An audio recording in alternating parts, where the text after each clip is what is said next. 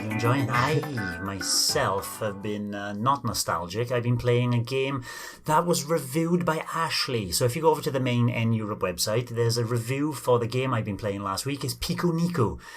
Why did I pick it up? It was, I've forgotten the exact price now, like 92 pence on the eShop. It was at a whopping 90% off, so it was over a tenner beforehand.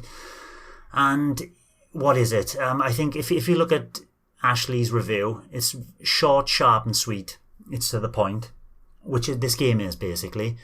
And I think he's more positive on it than I am. He gave it an 8 out of 10. I wouldn't have. There are many things to like about it. It's a 2D puzzle platformer. You play as this odd red.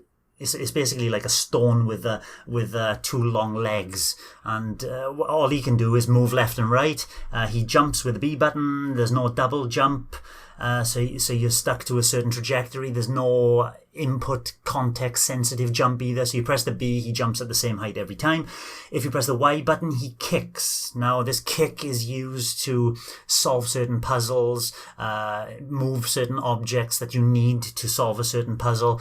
But that's one of my gripes with the game, is that, for example, it might be a simple puzzle like getting a round spherical ball into a notch, which has got a switch in it. So you need to kick the ball to move it, or you can push the ball to move it into this notch. Now, if it's an awkwardly placed notch, you can be kicking this ball for a long time because you can't focus the direction of where you want to kick. He just sticks his leg out at a weird angle.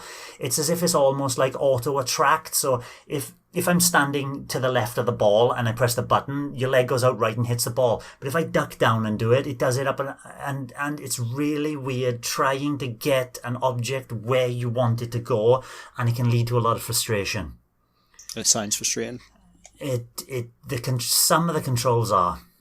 There are lots of takeaways from the game though that might sell it to you, and it's basically the characters.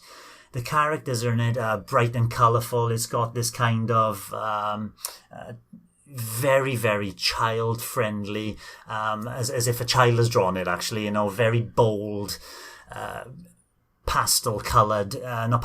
primary coloured, bright. You yourself are red, and then you'll come across a yellow or a black worm, for example, in the game. And there's this little story going on in the background about this corporate entity paying money. Hey, we'll give you free money, and it's called the Sunshine Incorporated. But what they are doing really is extracting resources. You'll find out now very soon that they're taking things off these villagers, like trees from a forest. And in the end, you fight back in the resistance and try and stop the evil Sunshine Incorporated fulfilling their plans. And the dialogue throughout it is this really charming, for the most part, where he's always got his tongue in his cheek. And it's really well written, I think, but this is where it doesn't sit well together. You've got these cute, colourful graphics for children, and you've got this simple platforming mechanics for children. And then you've got this dialogue, which children wouldn't find funny.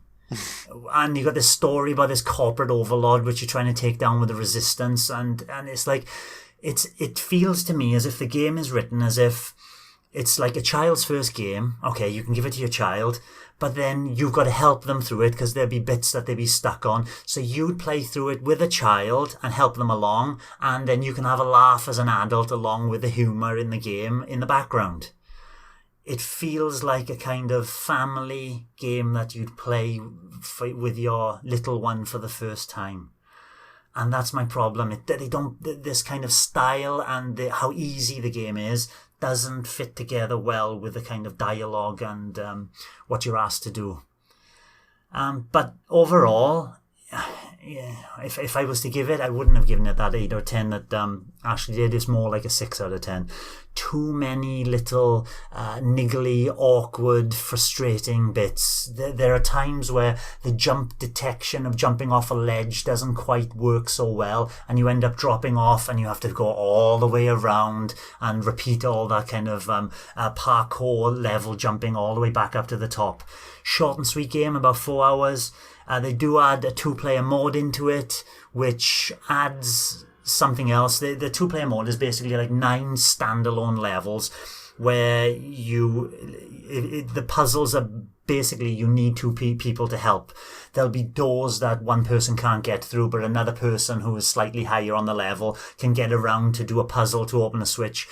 But then as one player, you're just standing there doing nothing while you're frustratedly watching the other player frustratingly kick a ball through a hole which looks too small and can't do it because it's frustratingly awkward. And there are positives to take away from it. When the co-op kind of modes work well, they're funny. You can kick each other and launch each other across the screen for laughs. But it is a game which is short, sharp, sweet, cute, and maybe the dialogue is not aimed at the people that they've aimed the platforming in the game at itself.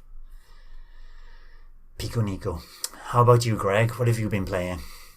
Well, firstly, I was interested to hear your thoughts on that game because at 89p, I think it is, I was considering it because it is nice and bright and colourful and looked like nice short wee game just to play, but you haven't really sold me on it at all. I don't think I'll be going for it even at that price, which is unfortunate. But like you say, the imbalance between the humour and the actual gameplay, and those frustrating moments, I don't think I'll be going for it.